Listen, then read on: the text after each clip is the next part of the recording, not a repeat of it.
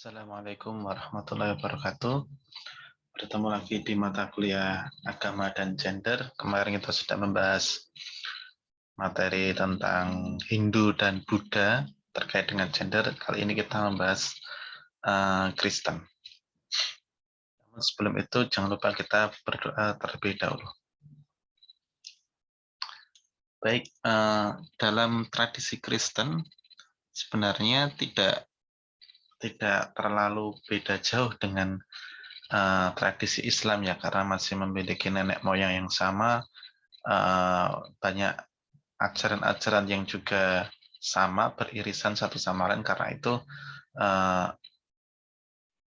isu-isu gender dalam agama Kristen pun tidak jauh beda dengan isu-isu gender dalam agama Islam. Nah, yang pertama adalah topik tentang apakah perempuan itu adalah makhluk kedua, makhluk nomor dua, makhluk yang inferior, makhluk yang secondary gitu ya. Nah, di sini di kitab Kejadian ya pasal 1 dari ayat 26 sampai 28 ini menceritakan tentang penciptaan dunia dan seisinya ini, di mana menurut para penafsir Alkitab pada bunyi baiklah kita menjadikan manusia menurut gambar dan rupa kita. Juga di ayat berikutnya, maka Allah menciptakan manusia itu menurut gambarnya. Menurut gambar Allah diciptakannya dia, laki-laki dan perempuan diciptakannya mereka. Di sini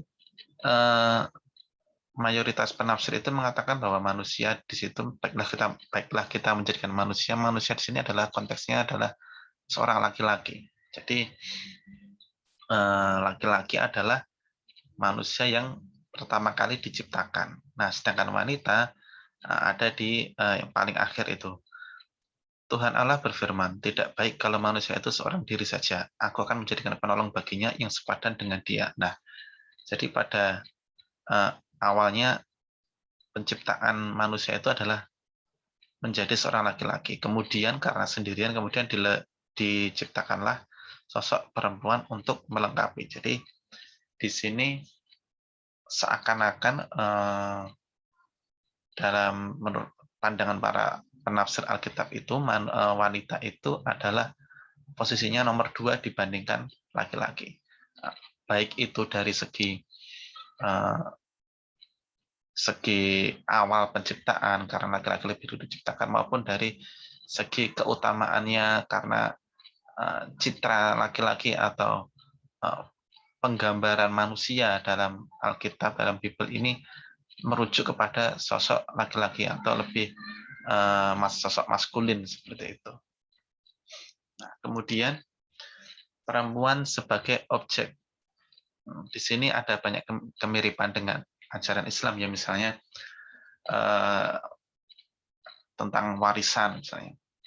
Mungkin ada sedikit perbedaan kalau di sini disebutkan bahwa wanita tidak berhak mewarisi sebuah warisan, sedangkan kalau di Islam perempuan itu jatahnya setengah gitu daripada yang laki-laki.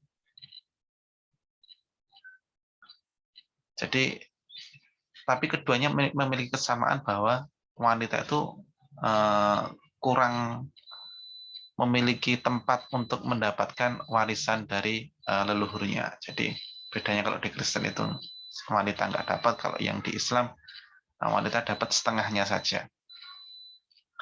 Nah, kemudian ia juga dapat dihukum mati oleh suaminya sendiri, dapat diusir dari rumah, diceraikan dengan mudah, sedangkan suami tidak.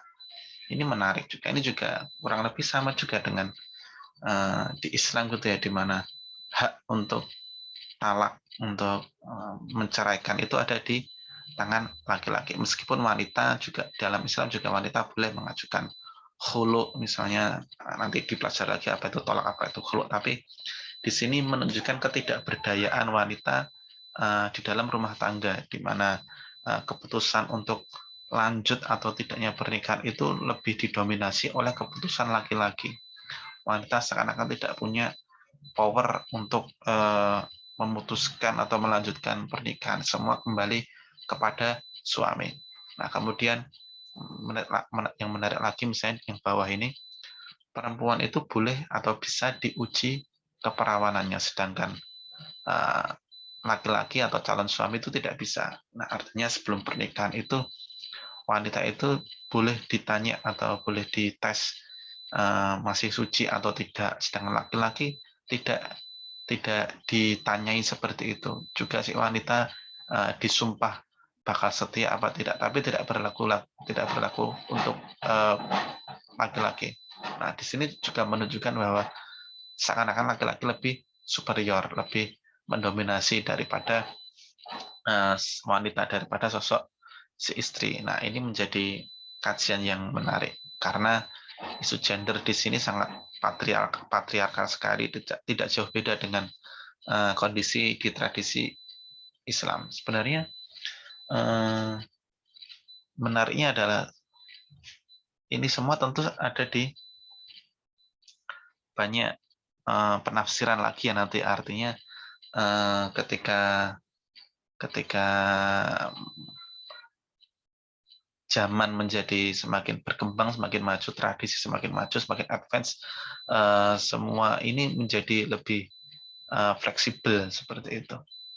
Nah, termasuk sumpah itu, kalau saya melihat di pernikahan-pernikahan di gereja gitu ya, itu laki-laki sama perempuan itu sudah sama-sama saling dituntut kesetiaannya seperti itu. Jadi tidak sekedar si wanita saja, tapi kalau kalian lihat tradisi pernikahan di gereja itu laki-laki sama wanita itu disumpah untuk setia seperti itu. Nah, kemudian apakah perempuan itu sederajat dengan laki-laki dalam tradisi gender di Kristen? Ya, keduanya sama-sama diberikan kebebasan untuk menjadi apa yang dia inginkan, mau menjadi lay people, menjadi orang biasa, orang awam bisa, menjadi seorang pendeta juga bisa, menjadi seorang sintua. Sintua itu semacam santo atau santa, orang suci gitu ya. Atau menjadi pendeta, wali kota, gubernur atau presiden, itu sah-sah saja. Laki-laki atau perempuan, tidak ada diskriminasi khusus untuk hak-hak mereka sebagai warga negara, sebagai umat beragama, tidak ada diskriminasi. Nah, jadi laki-laki atau perempuan boleh menjadi apapun yang dia inginkan selama itu sesuai dengan kapasitasnya dan juga memang dibutuhkan oleh masyarakat, tidak ada paksaan. Nah, ini yang menurut saya juga menarik. Perempuan untuk dikasihi dan ditaati. Dalam banyak kitab di Alkitab, perempuan diperlihatkan bahwa ia tidak hanya dihormati, tapi juga dicintai, dikasihi, ditaati nasihatnya oleh suami. Jadi, suami punya kewajiban untuk menghormati, mencintai, menyayangi, dan mendengarkan, menaati nasihat dari istrinya. Bahkan si istri itu disebut sebagai sosok yang lebih bijaksana daripada suami, lebih nasihat-nasihatnya itu lebih bijak daripada orang lain seperti itu. Jadi suami itu diutamakan untuk mendengarkan apa yang sudah dinasihatkan oleh istri. Tentu saja ini menjadi buah si malakama juga ya, artinya seberapa percaya atau seberapa penurut suami kepada istri, yaitu nanti menjadi kembali ke sosok istri itu sendiri. Sosok istri itu sendiri sosok yang mendukung suami, sosok yang bisa mengarahkan ke jalan yang baik, atau sebaliknya mengarahkan ke jalan yang buruk. Karena tidak sedikit juga suami yang karena terbujuk oleh istri akhirnya melakukan hal-hal yang tercela. Banyak misalnya pejabat-pejabat karena dorongan atau desakan bisikan dari istri, itu kemudian melakukan tindakan tercela seperti korupsi dan sebagainya. Nah, itu juga menjadi pertimbangan tersendiri seberapa jauh suami itu menaati istri, apakah total 100% atau pada hal-hal tertentu. Nah, yang paling bawah ini yang paling menarik. Perempuan digambarkan bernilai sangat tinggi, lebih tinggi dari nilai permata. Ini mirip-mirip dengan ajaran Islam juga ya. Ada hadis itu, Ad-dunya mata wa khairul mata mar'atus sholihah. Dunia ini adalah perhiasan dan sebaik-baik perhiasan itu adalah wanita yang solihah. Keduanya sama-sama mengasosiasikan wanita itu sebagai permata, sebagai sebuah benda, sebagai sebuah perhiasan. Nah, ini saya sendiri agak sedikit apa ya, kok kayak gini gitu ya. Wanita hanya sekedar ibarat perhiasan saja. Yang namanya perhiasan itu adalah sesuatu yang tidak hanya sekunder, bahkan mungkin tersier. Bukan sesuatu yang pokok, bukan sesuatu yang inti. Artinya seakan-akan peran wanita itu hanya sekedar pelengkap saja. Tersier itu di luar sekunder, karena yaitu tadi Islam dan Kristen punya penyebutan atau pengasosiasian yang sama, wanita sebagai dengan perhiasan seperti itu, meskipun teksnya sedikit beda ya. Kalau di sini perempuan lebih tinggi dari nilai permata, tapi kalau di Islam sebaik-baik permata, sebaik-baik perhiasan itu adalah wanita solihah. Nah, saya sendiri misalnya di dalam literatur Islam belum menemukan perbandingan yang seperti perbandingan wanita dengan perhiasan. Saya sebutkan, saya baca sebuah hadis bahwa sebaik-baik perhiasan adalah wanita solehah. Saya belum menemukan kalau wanita itu ibarat perhiasan, laki-laki ibarat apa ya? Apakah ada asosiasi tertentu yang menunjukkan ke sebuah benda seperti itu atau enggak? Nah, itu saya belum ketemu. Nanti kalau kalian menemukan bisa di-share gitu ya.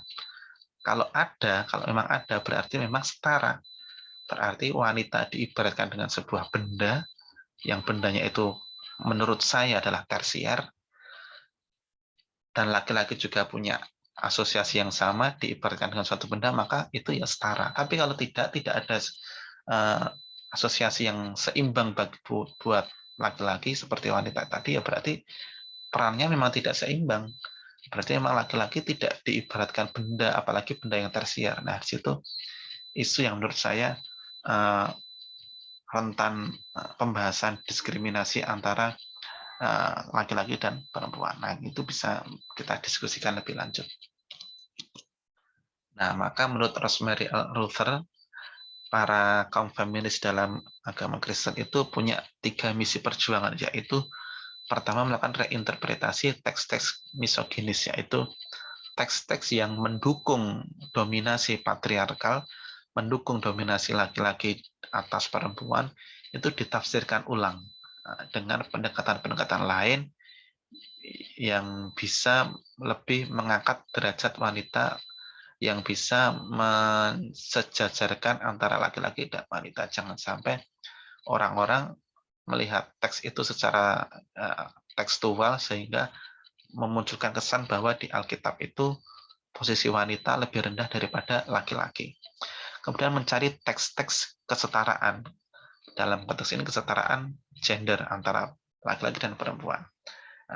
Seperti tadi, laki-laki dan perempuan punya peran yang sama-sama bisa menjadi apapun yang dia mau. Nah, yang seperti itu lebih di-mainstreamkan kajian-kajiannya dan lebih dipopulerkan untuk masyarakat supaya lebih tahu, lebih familiar bahwa dalam tradisi Kristen itu wanita dan laki-laki itu memiliki derajat yang sama.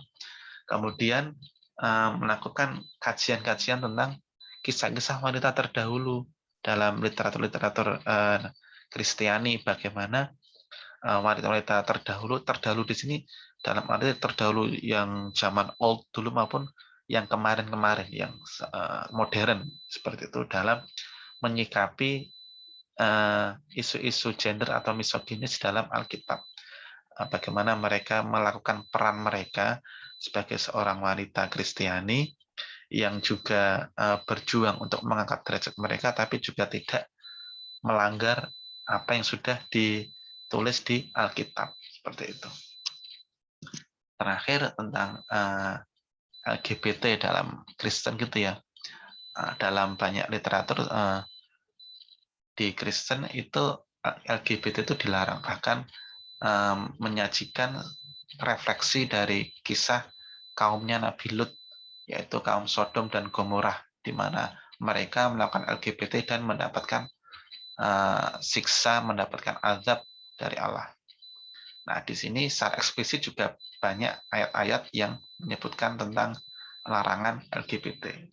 Meskipun dilarang, tapi di sini gereja tetap hadir dan menunjukkan kasih sayangnya Allah kepada mereka. Artinya mereka, para penganut LGBT, bukan berarti terus dihukum, terus dikucilkan, dimarginalkan, tapi gereja hadir untuk merangkul mereka, untuk mengajak mereka kembali ke jalan yang benar, untuk membuat mereka menambah iman mereka, dan sebagainya. Nah, ini menarik. Tindakan yang dilakukan gereja itu yang pertama mengasihi pribadinya, menyayangi orang tersebut sebagaimana mestinya sebagai seorang manusia, yang melakukan pembinaan iman dan mengupayakan tindakan preventif.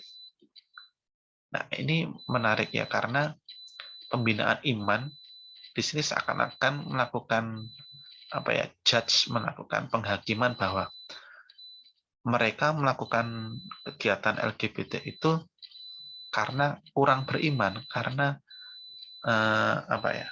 tidak tidak soleh atau semacamnya. Padahal banyak hal-hal yang sebenarnya di luar itu, misalnya dari sisi psikisnya, dari trauma masa lalunya, ya seperti itu. Jadi banyak juga orang-orang beragama gitu ya, dia dalam beragama bagus melaksanakan ajaran agamanya, tapi masih melakukan LGBT. Nah, artinya sebenarnya iman ini juga tidak tidak menjadi patokan utama. Harusnya secara sisi psikologis, sisi traumanya itu perlu dikaji lebih lanjut untuk menyelamatkan para kaum LGBT ini, kalau misalnya mereka mau diajak kembali ke jalan yang straight, yang lurus seperti itu. Nah, itu saja yang bisa saya sampaikan. Semoga bermanfaat. Assalamualaikum warahmatullahi wabarakatuh.